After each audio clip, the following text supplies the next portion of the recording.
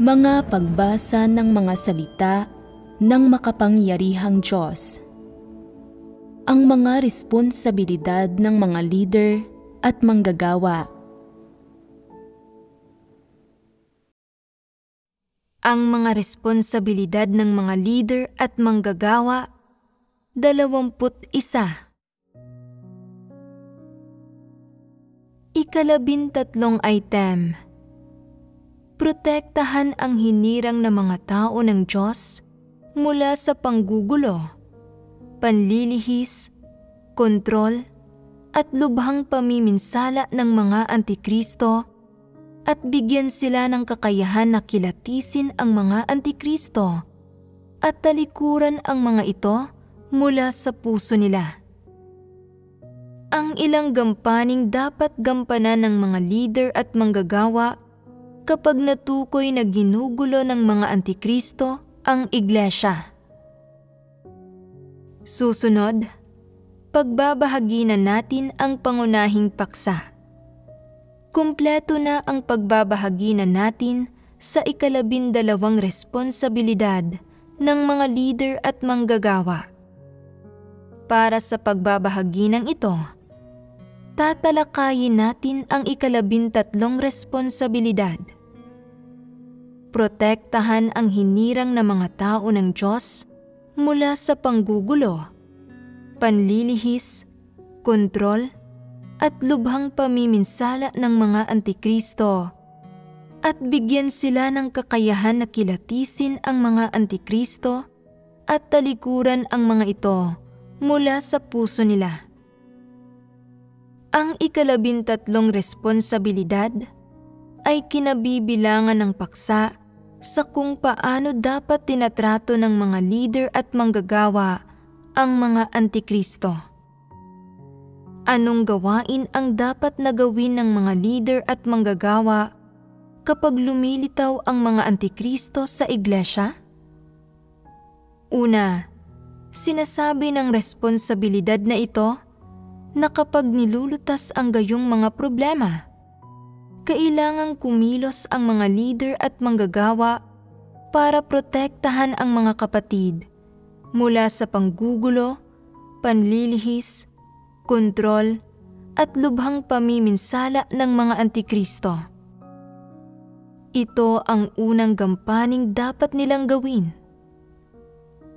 Tungkol naman sa kung paano ginugulo, nililihis, kinokontrol, at lubhang pinipinsala ng mga antikristo ang hinirang na mga tao ng Diyos. Marami nang napagbahaginan tungkol dito dati. Kaya, ang nilalamang ito ay hindi ang magiging pangunahing paksa ng pagbabahaginan ngayon.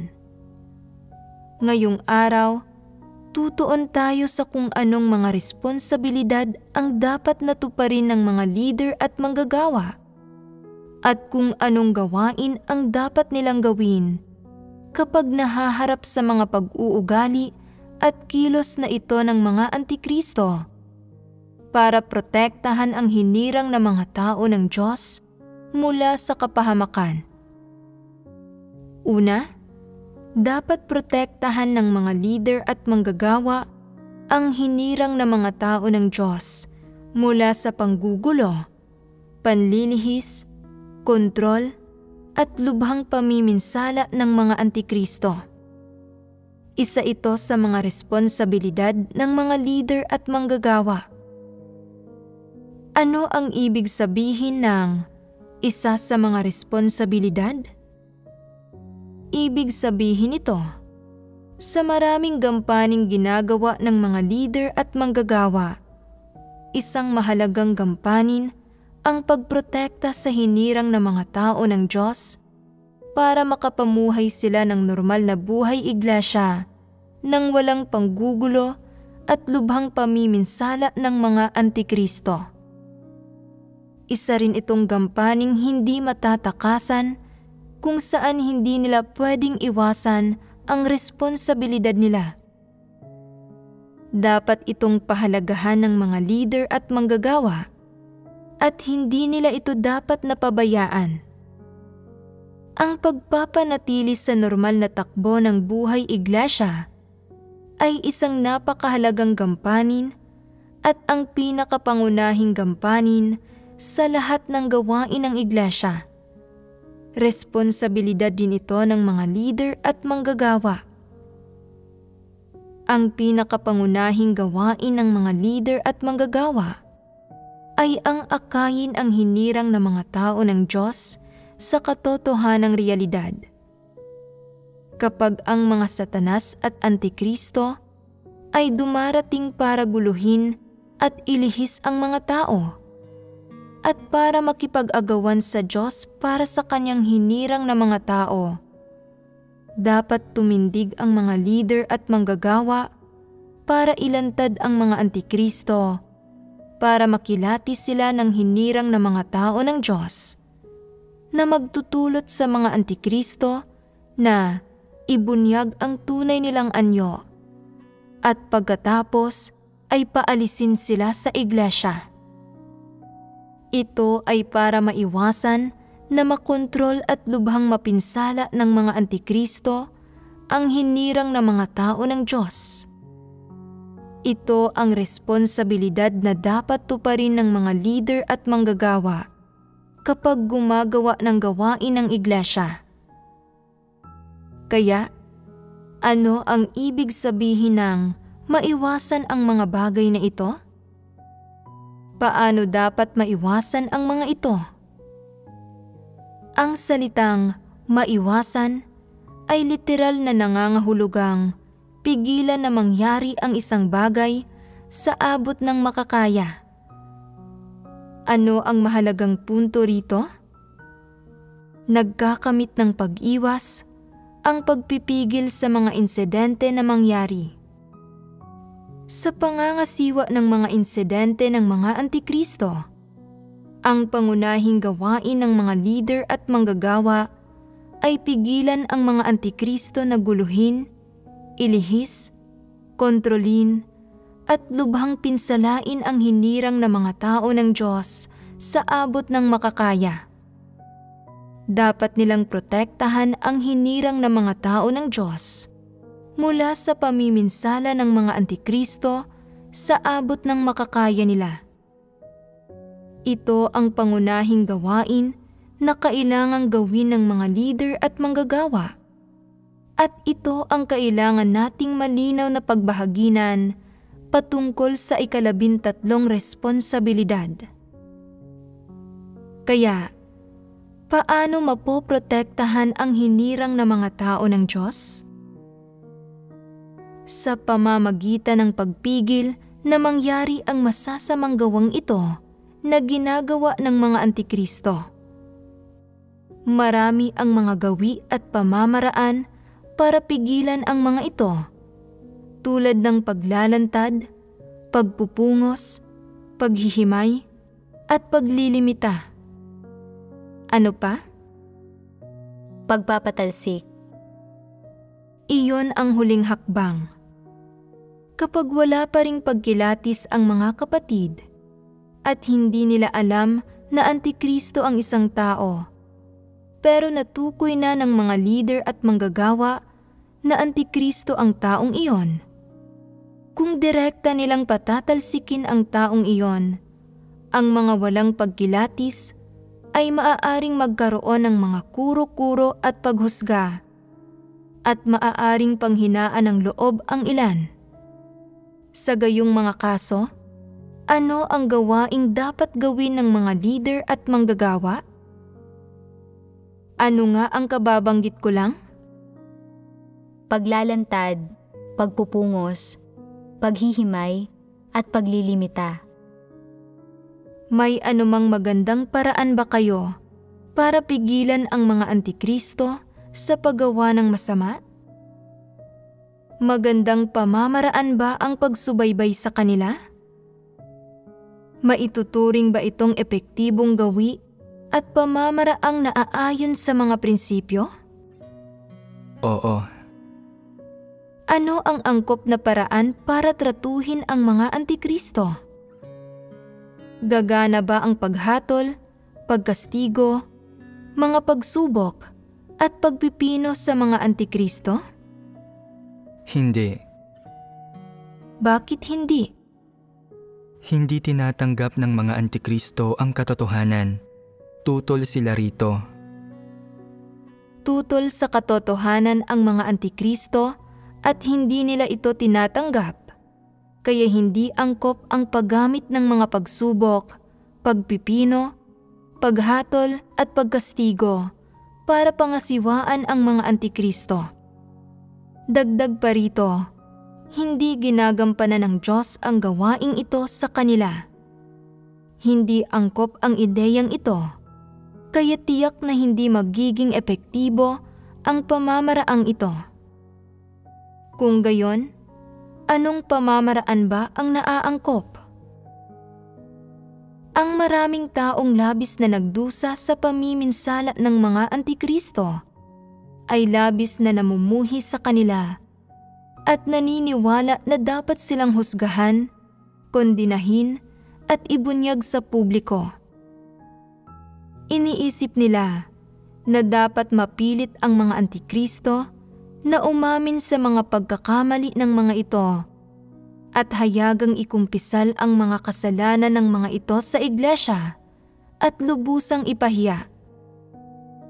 Sa tingin ninyo, magiging angkop bang gamitin ang mga ganitong pamamaraan? Kung isasaalang-alang natin ang diwa ng mga antikristo, hindi naman talaga kalabisang kumilos ng ganoon. Paano man matrato ang mga dyablo ay ayos lang. Pwede itong gawin ng kasing kaswal ng pagdurog sa isang insekto. Kaya, ang layo ng mga leader at manggagawa sa paggawa nito ay tila napakalehitimo at tama. Pero may anumang issue ba sa mga pamamaraang ito? Nasa saklaw ba ng mga responsibilidad ng mga leader at manggagawa ang gawaing ito?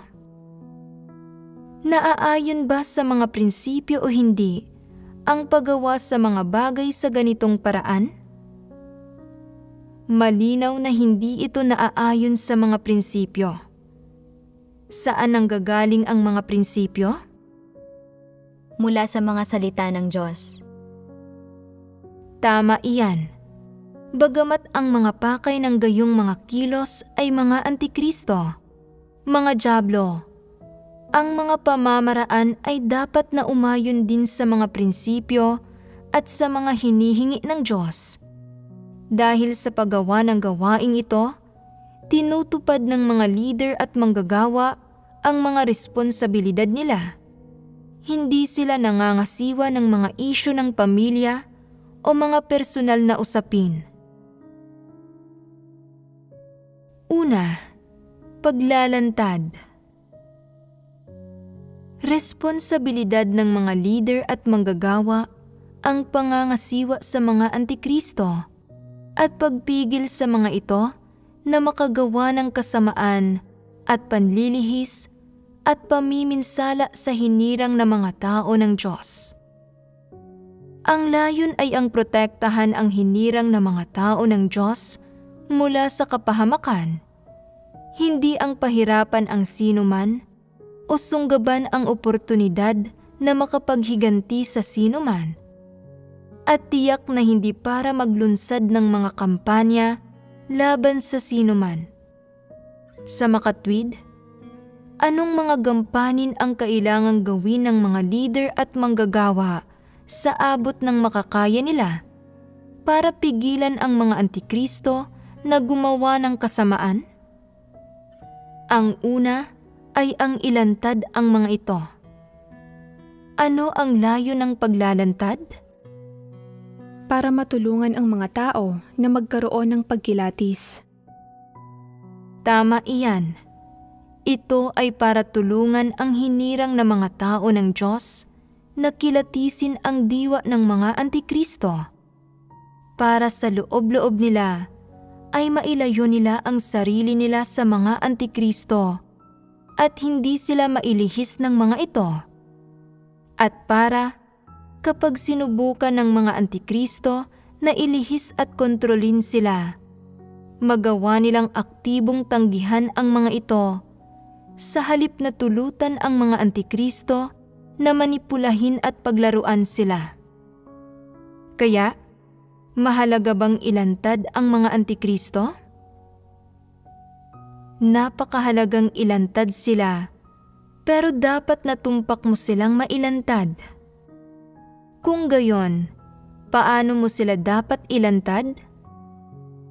Ano ang dapat na maging batayan ng paglalantad mo? Ayos lang ba na basta-basta silang bansagan? Ayos lang bang basta na lang silang kondinahin ng walang batayan? Kaya, paano mo sila dapat ilantad ng tumpak para makamit ang layong protektahan ang hinirang na mga tao ng Diyos? Sa isang banda, dapat objektibo at makatotohanan natin silang ilantad batay sa katunayan ng masasamang gawa nila. Dagdag pa rito, dapat natin silang kilatisin at himayin ayon sa mga salita ng Diyos. Tumpak ang dalawang pahayag na ito. Hindi pwedeng mawala ang dalawang aspekto. Sa isang banda, dapat may tunay na ebidensya. Dapat mong husgahan at ilarawan ang diwa nila batay sa mga maling salita, kilos, at katawa-tawang pag-iisip at pananaw na ibinubunyag ng mga Antikristo. Gayunpaman, ang pinakamahalagang bagay ay ang kilatisin at himayin sila ayon sa mga salita ng Diyos. Aling mga salita ng Diyos ang dapat mong pagbatayan? Aling mga salita ang pinakadirekta at pinakamatalas? Ang mga salitang naglalantad sa mga Antikristo. Tama iyan. Dapat kang maghanap ng ilang salitang nagtatanggal sa maskara ng mga Antikristo para ilantad sila at maikumpara ng nararapat at walang kinikilingan, nagtitiyak ng lubos na katumpakan.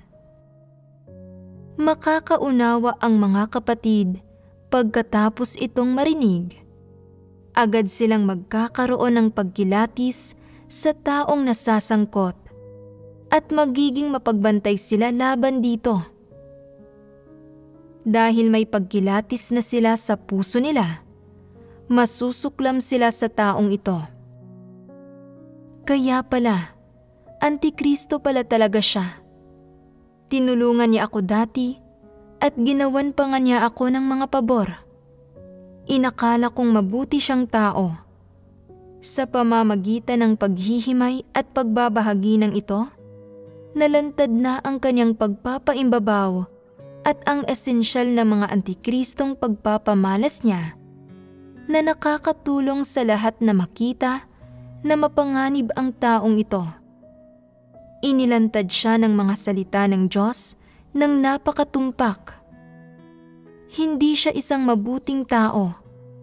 Nagsasabi siya ng magagandang bagay at tila walang problema sa mga kilos niya.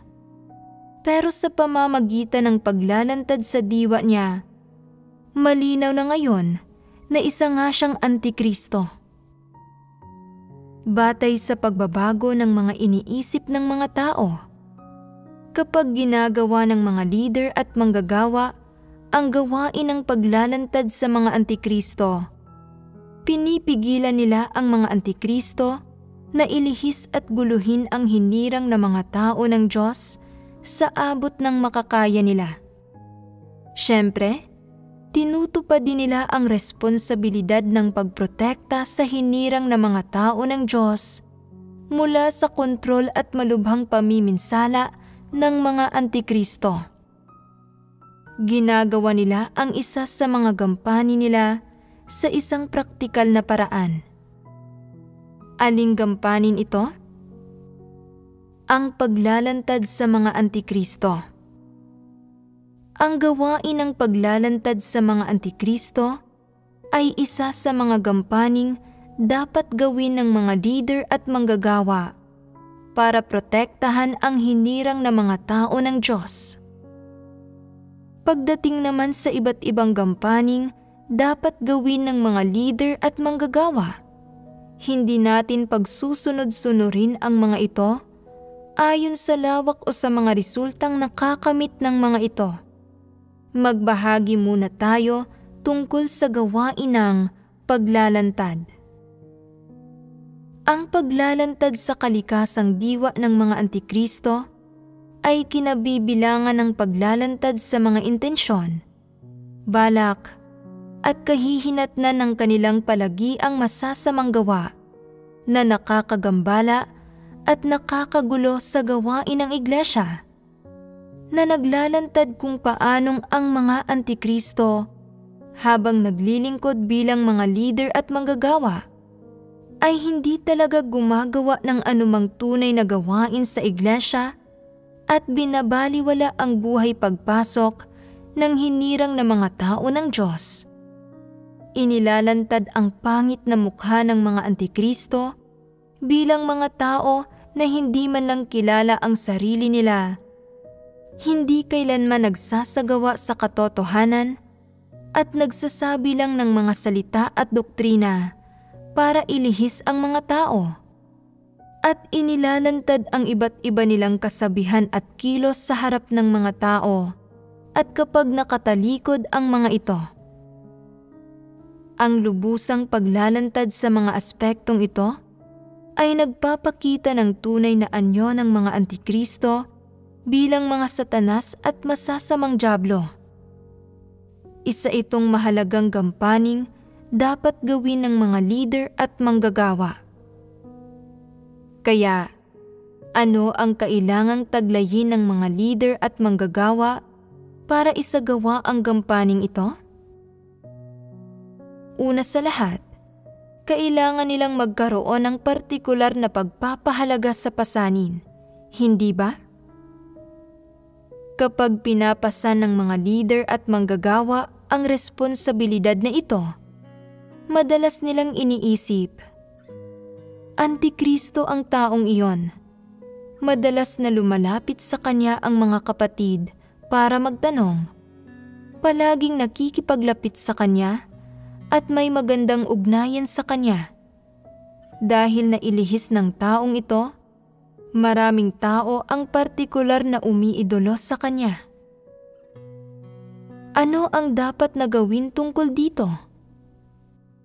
Lumalapit sila sa harapan ng Diyos para magdasal at madalas na sinasadya nilang hanapin ang mga salita ng Diyos na naglalantad sa mga Antikristo. Sinasangkapan ang sarili nila ng katotohanan sa aspektong ito. Pagkatapos, hinihiling nila sa Diyos na ihanda ang tamang panahon o naghahanap sila mismo ng naaangkop na oras at pagkakataon para makipagbahaginan sa mga kapatid tungkol sa usaping ito. Itinuturing nila ito bilang kanilang pasanin at isang mahalagang gampaning kailangan nilang sunod na gawin. Palagi silang naghahanda, naghahanap, at nagdarasal sa Diyos para sa paggabay. Palagi silang nasa ganitong uri ng kalagayan ng isipan at kondisyon. Ito ang ibig sabihin ng pagkakaroon ng pagpapahalaga sa pasanin. Pagkatapos maghanda ng may gayong pasanin sa loob ng ilang panahon, dapat silang maghintay hanggang sa mahinog na ang mga kondisyon. Sa pinakamababa, dapat silang maghintay hanggang sa 2 o 3 tao ang magkaroon ng tunay na pagkilatis sa Antikristo bago sila magsimulang ilantad ang Antikristo. Kung natukoy nila na tila isang Antikristo ang isang tao batay lang sa mga damdamin nila, pero hindi nila makilatis kung talaga bang Antikristo ang taong iyon o hindi, hindi sila dapat kumilos ng basta-basta. Sa madaling salita, kapag isinasagawa ang gawaing ito, tiyak na magkakaroon sila ng kaliwanagan at paggabay ng Diyos. Ito ang ibig sabihin ng paggawa ng tunay na gawain at pagtupad sa mga responsibilidad ng mga leader at manggagawa. Ikalawa, pagpupungos.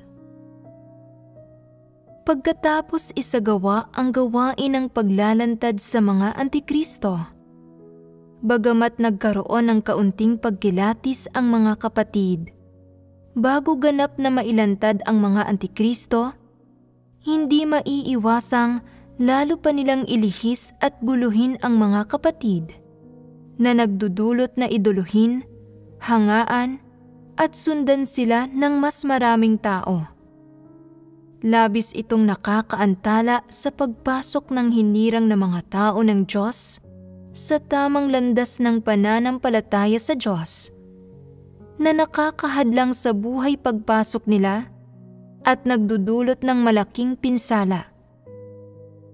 Kung gayon, ang ikalawang gampaning dapat gawin ng mga leader at manggagawa ay na kapag nililihis at ginugulo ng mga antikristo ang mga kapatid, o kapag malinaw na lumalabag sa mga katotohanang prinsipyo ang mga salita at kilos nila, dapat kuhain ng mga leader at manggagawa ang ebidensya at agad na kumilos para pungusan sila at ilantad ang masasamang gawa nila ayon sa mga salita ng Diyos, para makilatis at maunawaan ng mga kapatid ang tunay na mukha ng mga antikristo. Ito ang di maiiwasang responsibilidad ng pagprotekta sa hinirang na mga tao ng Diyos at pangangalaga sa gawain ng sambahayan ng Diyos. Ang mga leader at manggagawa ay hindi dapat magpaupo-upo lang at walang gawin o magbulag-bulagan. Dapat agad nilang sunggaban ang mga oportunidad, tukuyin ang mga insidente, at kumilos sila para pungusan ang mga antikristo. Tumpak na ilantad ang mga kilos, ambisyon, pagnanais, at ang diwa ng mga ito. Siyempre, kailangan din na mas tumpak na ilarawan kung anong uri ng tao ang mga antikristo, para malinaw itong makita ng mga kapatid, para malaman ito ng mismong mga antikristo, at para malaman ng mga antikristo na hindi lahat ay walang pagkilatis sa kanila at pwede nilang maloko, na kahit papaano ay kayang makilatis ng ilang tao ang mga kilos at pag-uugali nila, at makilatis ang mga natatago nilang ambisyon at pagnanais, pati na ang diwa nila. Ang layo ng pagpupungos sa mga antikristo ay, siyempre, hindi lang para ilantad ang diwa nila gamit ang mga salita. Ang mas mahalaga, ano ito?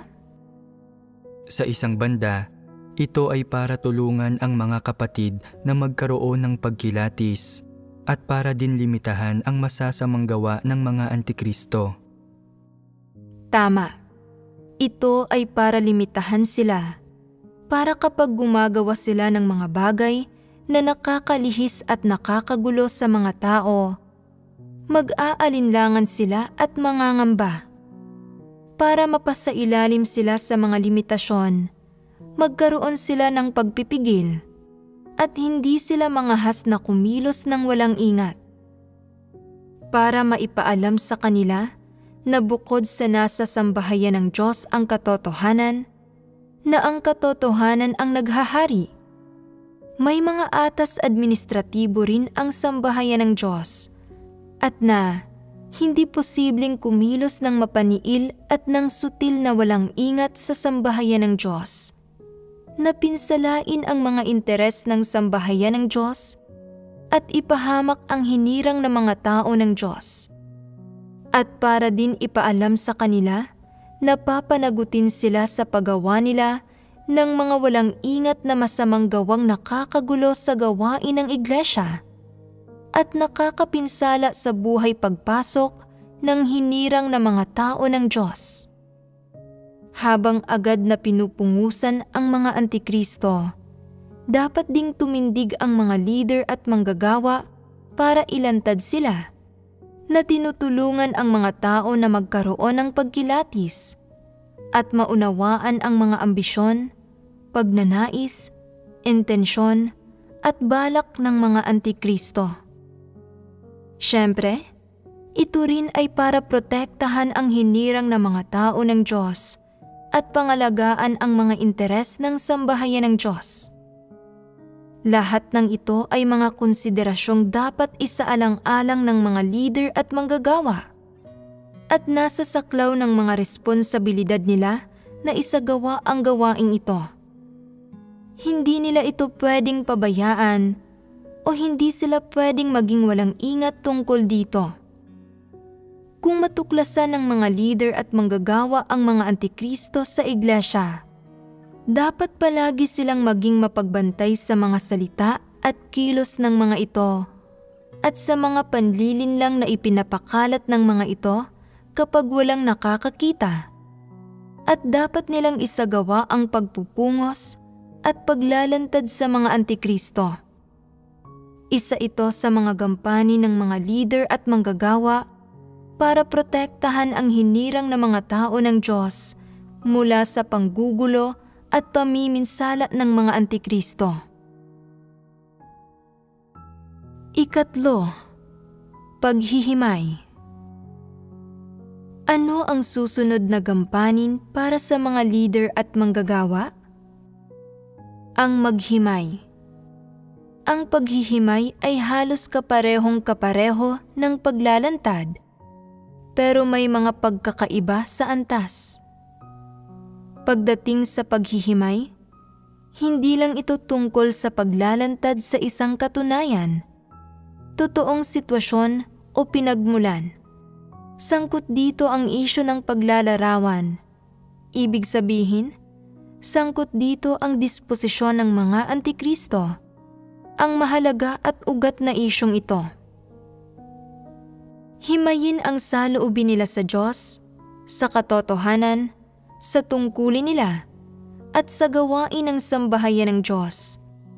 Pati na ang mga motibo, intensyon, at balak sa likod ng pagpapakalat nila ng mga panlilinlang, ang mga dahilan kung bakit nila ito ginagawa, at kilatisin kung ano ang diwa nila sa pamamagitan ng mga iniisip, pananaw, pananalita, kilos, at mga disposisyon at pagpapamalas na ibinubunyag nila. Dapat ikumpara ang mga ito sa mga salita ng Diyos at ipaliwanag para magkamit ang mga kapatid ng mas malalim na pagkaunawa sa mga antikristo at malinaw nilang makita mula sa praktikal na perspektiba kung bakit sinasabi at ginagawa ng mga antikristong nasa harapan nila ang mga bagay na ito, kung ano ang perspektiba ng Diyos sa gayong mga tao, at kung paano niya inilalarawan ang mga antikristo. Siyempre, dapat ding sabihin ng mga leader at manggagawa sa mga kapatid na lumayo sa mga antikristo at tanggihan ang mga ito at maging mapagmatsyag din laban sa panlilihis ng mga kilos, pag-uugali, pananalita at mga pananaw ng mga antikristo para maiwasang magkamali ng pagkaunawa sa Diyos, maging mapagbantay laban sa Diyos, lumayo sa Diyos, tanggihan ang Diyos, at maging ang husgahan at kondenahin ang Diyos sa loob-loob nila, tulad ng ginagawa ng mga antikristo. Ang layo ng paghihimay, tulad ng iba pang mga gampanin, gaya ng paglalantad at pagpupungos, ay para pigilan ang mga antikristo sa panlilihis, panggugulo, at pamiminsala sa hinirang na mga tao ng Diyos. Ito ay para protektahan ang hinirang na mga tao ng Diyos mula sa lubhang pamiminsala ng mga antikristo at mula sa paglihis mula sa tamang landas ng pananampalataya sa Diyos.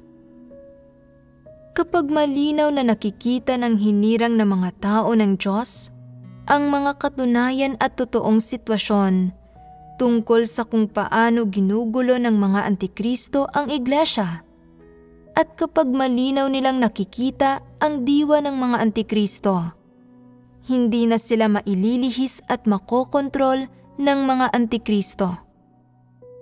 Kahit na may ilang taong magulo ang isipan at hangal, na humahanga at umiidolo pa rin sa mga Antikristo sa loob-loob ng mga ito, at nakikisalamuha at nakikipaglapit sa kanila, hindi na makapagdudulot ng malalaking issue ang mga Antikristo.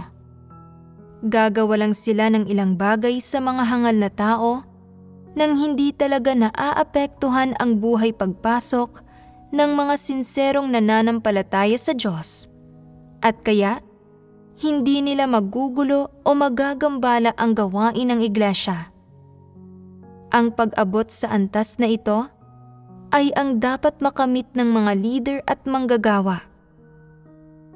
Ibig sabihin, dapat nilang tiyakin na iyong mga sinserong nananampalataya sa Diyos at kusang loob na gumagawa ng mga tungkulin nila, at iyong mga nagmamahal sa katotohanan ay nakakapamuhay ng normal na buhay iglesia at nakakatupad sa mga tungkulin nila. Kasabay nito, dapat din nilang matiyak na ang mga taong ito ay makapagbabantay laban sa panlilihis at mga panggugulo ng mga Antikristo at makatatanggi sa mga Antikristo. Ito ay pagpigil sa masamang ginagawa at mga panggugulo ng mga Antikristo sa abot ng makakaya nila. Ganap na nakakamit ang epekto ng pagprotekta sa hinirang na mga tao ng Diyos. Siyempre, gaano mo man ka-epektibong ginagawa ang gawain mo at gaano man kadetalyado ang pagsasalita mo, hindi maiiwasang magkakaroon ng ilang hangal na tao, mga taong may mahinang kakayahan, at mga taong magulo ang isip na hindi kayang tanggihan ang mga Antikristo, at hahanga at titingala pa rin sa mga Antikristo sa kanilang puso.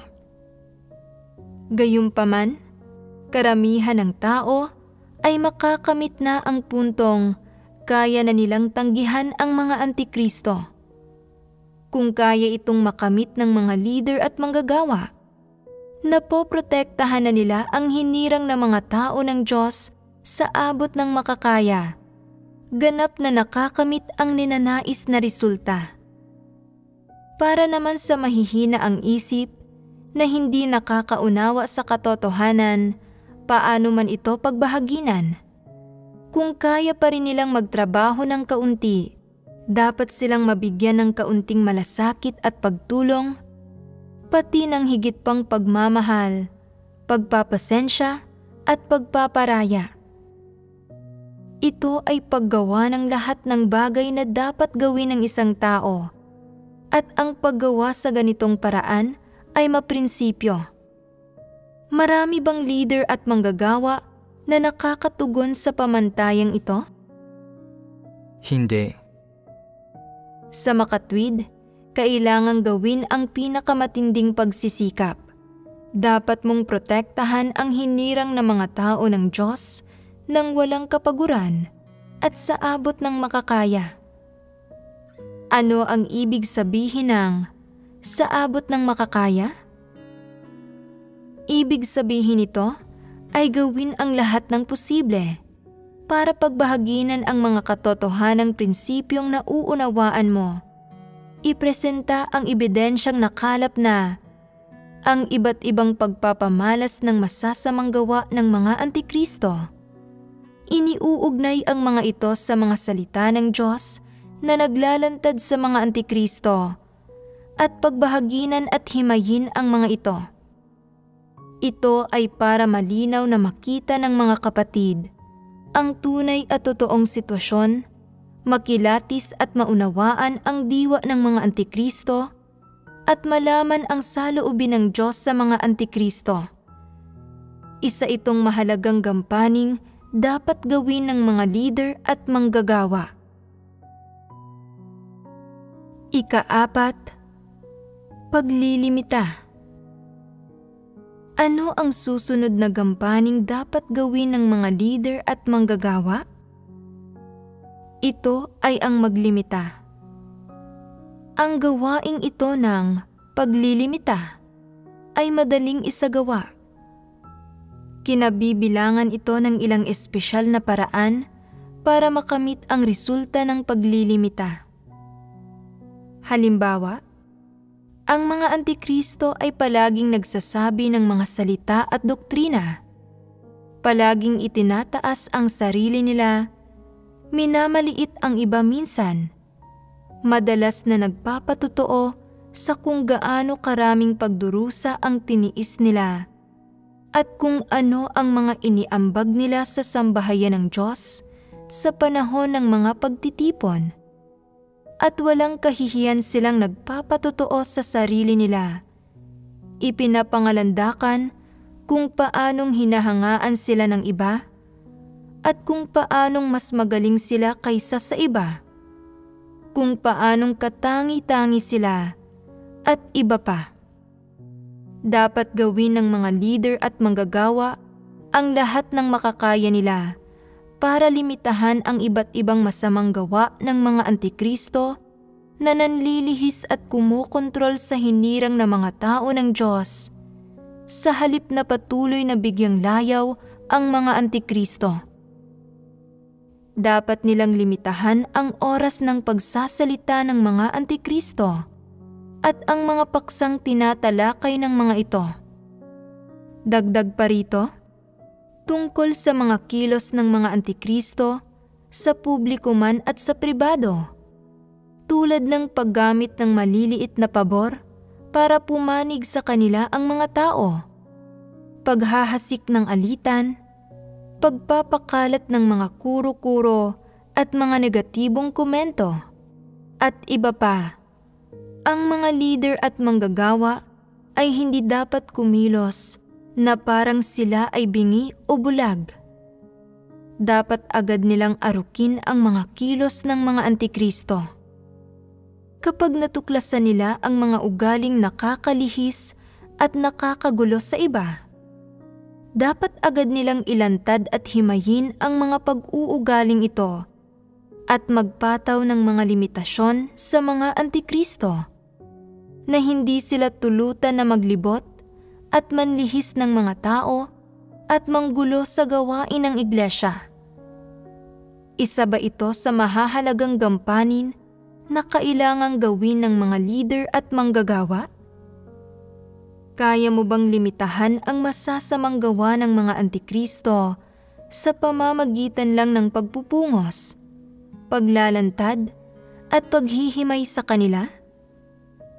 Hindi mo sila kayang limitahan sa ganitong paraan dahil mga satanas at masasamang dyablo sila. Hanggat hindi nakagapos ang mga kamay at paa nila at hindi nakakandado ang bibig nila, magpapakalat sila ng mga panlilinlang at magsasabi sila ng mga maladyablong salita na nakakagulo sa mga tao. Dapat agad na umaksyon ang mga leader at manggagawa para limitahan sila. Lalo na kapag nagpapakalat sila ng mga panlilinlang para ilihis at guluhin ang mga tao. Dapat na maagap na pigilan at hadlangan ng mga leader at manggagawa ang mga antikristo. Dapat ding bigyang kakayahan ng mga leader at manggagawa ang hinirang na mga tao ng Diyos na magkaroon ng pagkilatis at malinaw na makita ang tunay na mukha ng mga antikristo. Ito ang aktwal na gawaing dapat gawin ng mga leader at manggagawa. Ika-5, pagsusubaybay. Pagkatapos limitahan ang mga antikristo, ang susunod naman ay ang pagsubaybay sa kanila. Tingnan kung sino ang nailihis ng mga antikristo at kung anong mga panlilinlang at mga maladyaablong salita ang ipinakalat nila habang walang nakakakita.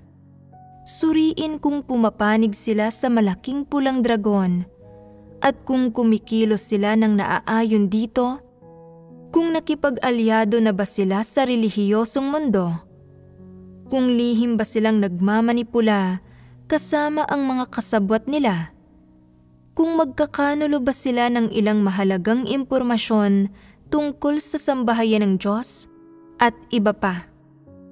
Isa rin itong responsibilidad na dapat tuparin ng mga leader at manggagawa. Bago mailantad ang mga kilos ng mga antikristo, ang mga leader at manggagawa ay hindi dapat ganap na ginugugol ang sarili sa pag-aaral ng mga aklat ng mga pantas at hindi nagbibigay pansin sa mga panlabas na usapin. Bagkus ay dapat silang maging kasing talino ng mga ahas. Kapag nadiskubre ng mga leader at manggagawa na isang antikristo ang isang tao, kung hindi pa dumarating ang oras para paalisin at patalsikin ang taong iyon, dapat mahigpit nilang subaybayan ang taong ito para pigilan ito na patuloy na gumawa ng kasamaan, na tinitiyak na ang mga salita at kilos nito ay nasusubaybayan ng hinirang na mga tao ng Diyos. Dahil mahilig ang mga antikristo sa kapangyarihan at pakikipag-ugnayan sa mga makapangyarihang tao, dapat bantayang mabuti ng mga leader at manggagawa kung sino ang palaging nakakaugnayan ng mga antikristo kapag walang nakakakita, at kung nakikipag-usap ba ang mga ito sa mga relihiyosong tao. Ang ilang antikristo ay madalas na nakikisalamuha sa mga relihiyosong pastor at elder, at ang ilan ay nakikisalamuha pa nga sa mga taga-United Front Work Department. Kapag nangyayari ang gayong mga insidente, hindi dapat magbulag-bulagan ang mga leader at manggagawa rito. Bagkus ay dapat silang maging mapagmatsyag laban sa mga antikristo at maging mapagbantay. Kapag nakita ng isang antikristo na ang mga paraan ng panlilihis at pang-aakit sa mga tao na pumanig sa kanila ay hindi gumagana sa sambahayan ng Diyos at na nalantad na ang masasamang gawa nila at alam nilang hindi maganda ang kauuwian nila, hindi mo mahuhulaan kung ano ang maaari nilang gawin o kung hanggang saan maaaring umabot ang kasamaan nila. Sa makatwid, kapag nakakatiyak ka na sa puso mo na isang antikristo ang isang tao, dapat subaybayan mo siyang mabuti at bantayan siya ng walang humpay. Responsibilidad mo ito.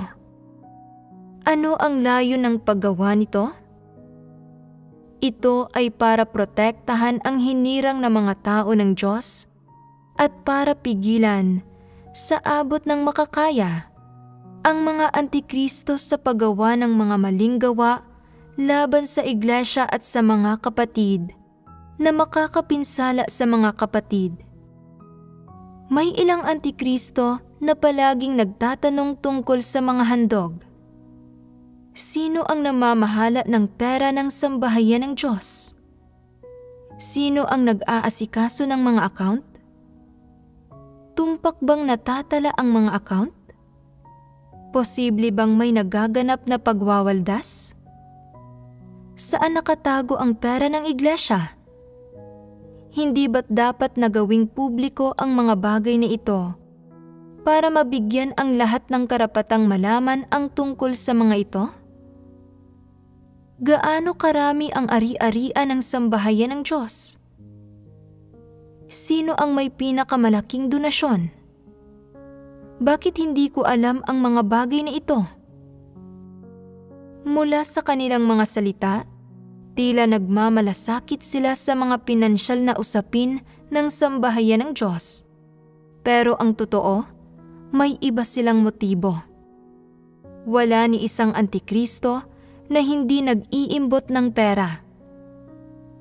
Kaya, ano ang dapat gawin ng mga leader at manggagawa sa gayong mga kaso? Una, dapat mong pamahalaan ng wasto ang mga handog. Ipagkatiwala ang mga ito sa pangangalaga ng mga mapagkakatiwalaang tao at hinding-hindi mo dapat hayaan ang mga antikristo na magtagumpay sa pagkamit ng mga pakay nila. Hindi dapat maging magulo ang isip mo sa puntong ito. Sa sandaling lumitaw ang ganitong uri ng sitwasyon, dapat mong mapagtanto. May mali. May gagawin ang antikristo. Pinupuntirya niya ang pera ng iglesia. Maaaring nagpaplano siyang makipag-alyado sa malaking pulang dragon para bumuo ng mga plano para kuhain ang pera ng iglesia. Kailangan nating mailipat ito agad. Sa isang banda, hindi mo pwedeng hayaang malaman ng mga antikristo kung sino ang namamahalas sa mga pananalapi ng sambahayan ng Diyos. Dagdag pa rito, kung nararamdaman ng mga taong namamahala sa pera na may panganib sa seguridad, dapat agad na mailipat kapwa ang pera at ang mga taong namamahala rito. Hindi ba't isa itong bagay na dapat alalahanin ng mga leader at manggagawa at ang gawaing dapat nilang gampanan? Sa kabaligtaran, naririnig ng mga hangal na leader na sinasabi ng mga antikristo ang mga bagay na ito, pero iniisip nila, nagdadala ng pasanin ang taong ito at alam niya kung paano magpakita ng malasakit sa pera ng sambahayan ng Diyos. Kaya bigyan natin siya ng ilang responsibilidad at hayaan siyang tumulong sa pag-a-account. Sa paggawa nito, hindi ba't naging mga Judas na sila? Bukod sa nabigo silang protektahan ang mga handog, ipinagkanulo pa nila ang mga ito sa mga antikristo. Kaya talagang nagiging mga Judas sila. Ano ang tingin mo sa mga leader at manggagawang ito? Hindi ba't masasamang tao sila? Hindi ba't mga dyablo sila? Bukod sa nabigo silang tuparin ang mga responsibilidad nila, ipinasa rin nila sa mga antikristo ang mga handog sa Diyos at ang mga kapatid. Sa makatwid, sa mga lugar kung saan may mga antikristo, kapag natuklasan ng mga leader at manggagawa ang anumang pahiwatig nito, dapat silang magsimula ng investigasyon at gumawa ng ilang partikular na gawain kung saan ang gawain ng pagsusubaybay ay hindi pwedeng mawala. Ang gawain ng pagsusubaybay na isinasagawa ng mga leader at manggagawa ay hindi tungkol sa pagsasagawa ng pag-iispiya o anumang aktibidad na nagmamanman. Tungkol lang ito sa pagtupad sa responsibilidad mo, pagiging mas mapag-alala, mas pagmamasid ng maingat, at pagtatala sa kung ano ang ginagawa ng mga antikristo at kung ano ang balak nilang gawin. Kung makatuklas ka ng anumang palatandaang gumagawa sila ng kasamaan at na ginugulo nila ang iglesia, dapat kang gumawa ng mga kontrahakbang sa lalong madaling panahon. Hinding-hindi mo sila pwedeng tulutan na magtagumpay. Ito ay paghadlang sa abot ng makakaya sa mga insidenteng dulot ng mga antikristo na nakakagulo sa gawain ng iglesia. Natural na napapangalagaan din ito ang gawain ng iglesia at napoprotektahan ang hinirang na mga tao ng Diyos. Isa itong pagpapamalas ng mga leader at manggagawang tumutupad sa mga responsibilidad nila. Ang pagsusubaybay ay hindi nangangahulugan ng pagsasaayos ng ilang tao na kumilos bilang mga espiya at inuutusan silang sundan, buntutan, at manmanan ang mga tao na parang mga espiya, o paghahalughog sa bahay ng mga ito at paggamit ng matitinding pamamaraan ng interogasyon. Hindi nakikisangkot ang sambahayan ng Diyos sa gayong mga aktibidad. Gayunpaman, dapat agad mong maunawaan ang sitwasyon ng mga Antikristo. Pwede kang magtanong tungkol sa sitwasyon nila kamakailan sa pamamagitan ng pakikipag-usap sa mga kapamilya nila o sa mga kapatid na nakakakilati sa kanila o kaya ay pamilyar sa kanila. Hindi ba't lahat ng ito ay mga pamamaraan at gawi para sa paggawa ng gawaing ito? Kung ginagampanan ng mga leader at manggagawa ang mga gampaning nasa saklaw ng mga responsibilidad nila at tumutugon sa mga prinsipyong hinihingi ng Diyos, tinutupad nila ang mga responsibilidad nila. Ano ang layo ng mga leader at manggagawang tumutupad sa mga responsibilidad nila? Ito ay para gawin mo ang lahat ng kaya mo para pigilan ang mga Antikristo na magdulot ng mga pagkagambala at kaguluhan sa abot ng makakaya, at sa gayon ay mapigilan ang mga Antikristo na mapinsala ang hinirang ng mga tao ng Diyos at ipagkanulo ang mga interes ng sambahayan ng Diyos. Ito ang responsibilidad ng mga leader at manggagawa. Hindi ba't napipigilan ito ang paglitaw ng mga insidente ng Antikristo sa abot ng makakaya? Hindi ba't ang mga leader at manggagawa na gumagawa ng mga kilos na ito ay ginagawa ang lahat ng posible para sa tao? Mahirap bang gawin ito? Hindi ito mahirap. Isa itong bagay na kayang makamit ng mga nakakaunawa sa katotohanan. Kung ano ang kayang makamit ng mga tao, dapat nilang gawin ang lahat ng magagawa nila para maisakatuparan ito.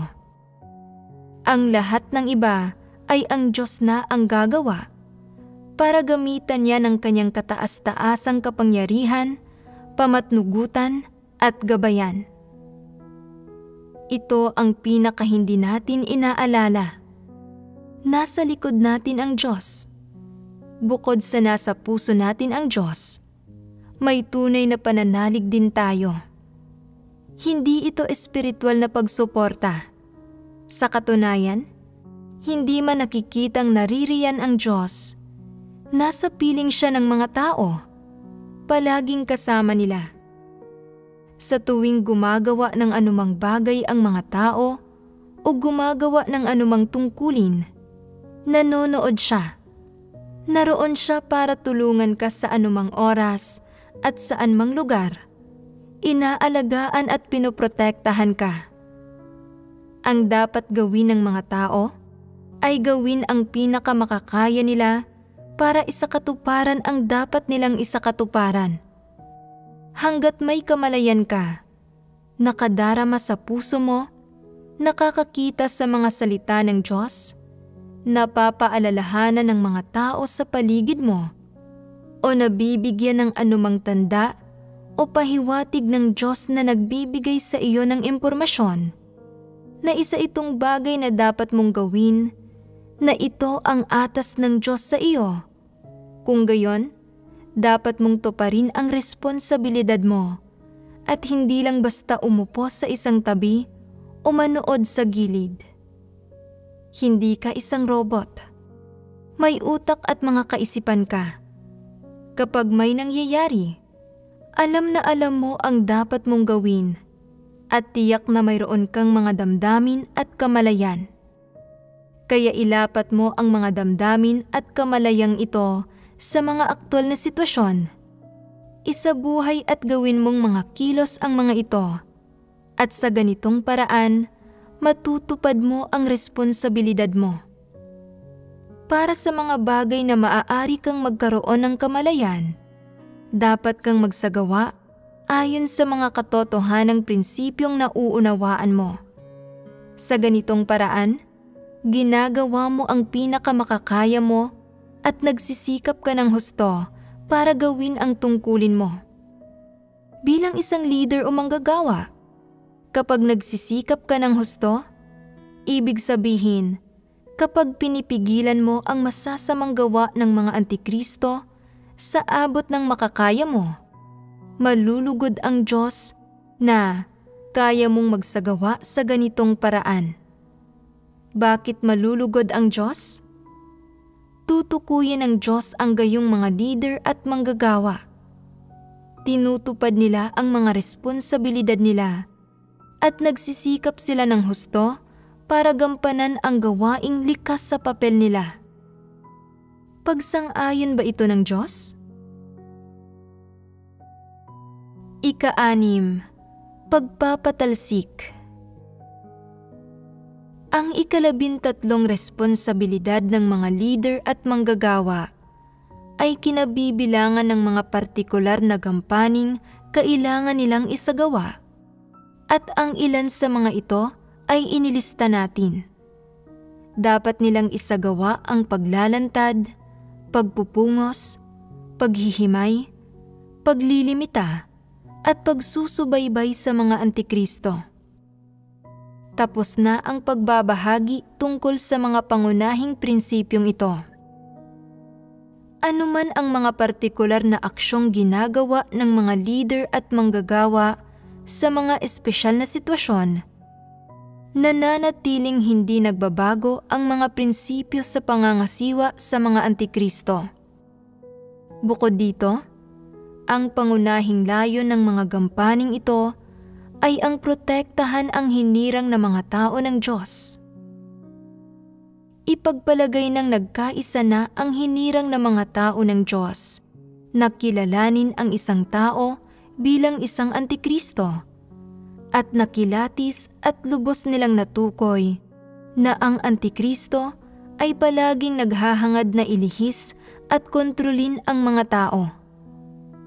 Alam nila na hanggat nariyan ang antikristo, walang magiging maayos na araw o mabuting buhay iglesia, at nagkakaisa ang lahat na igiit na paalisin ang antikristo sa iglesia. Sa ganitong mga sitwasyon, itinataguyod pa rin ng ilang leader at manggagawa na panatilihin ang antikristo para gamitin bilang pagsasanay para sa pagsasagawa ng paglalantad, pagpupungos, paghihimay, paglilimita at pagsusubaybay. Kailangan pa bang dumaan sa mga prosesong ito? Maaaring sabihin ng ilang leader at manggagawa, kung hindi tayo daraan sa mga prosesong ito, hindi ba't pinapabayaan ko ang mga responsibilidad ko? Sa pamamagitan lang ng pagdaan sa mga prosesong ito, nabibigyang diin ang papel ko bilang leader. Kailangan kong isagawa ang gawaing ito.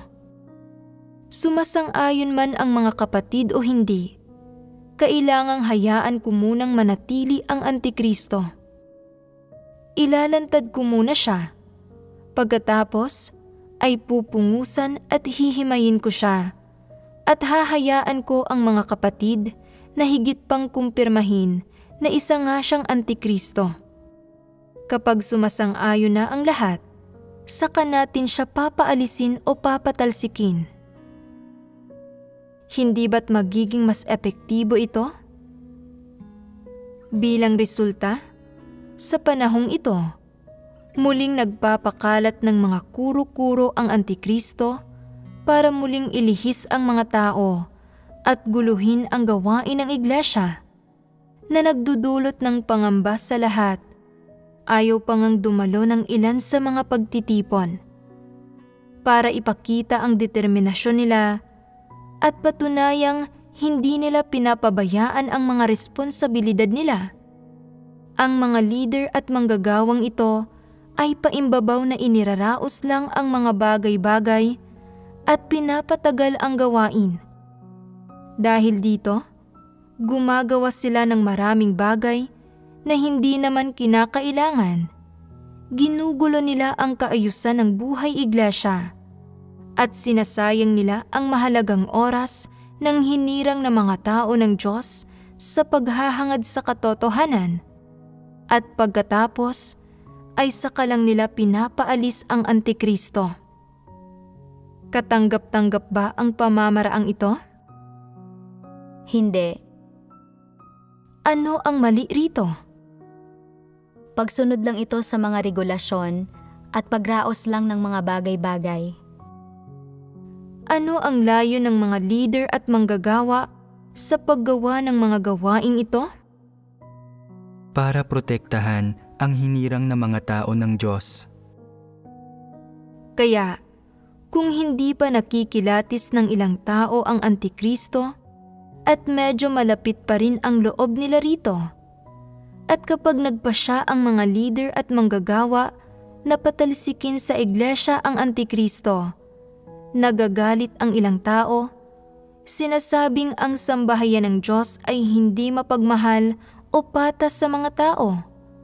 Walang mga prinsipyo sa paggawa nito ng mga bagay, at iba pa.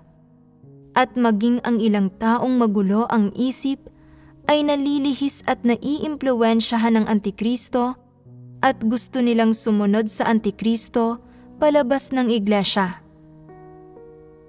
Ano ang dapat gawin sa sitwasyong ito? Sa panahong ito, kailangang gumawa ng mga leader at manggagawa ng ilang mahalagang gawain, tulad ng pagsasagawa ng pagpupungos sa Antikristo at paggamit ng mga salita ng Diyos para ilantad at himayin ang Antikristo, para praktikal na matuto ng mga aral ang mga kapatid, at sa huli ay makilatis nila ang Antikristo. Isang araw, sasabihin nila, labis na kasuklam-suklam ang taong ito.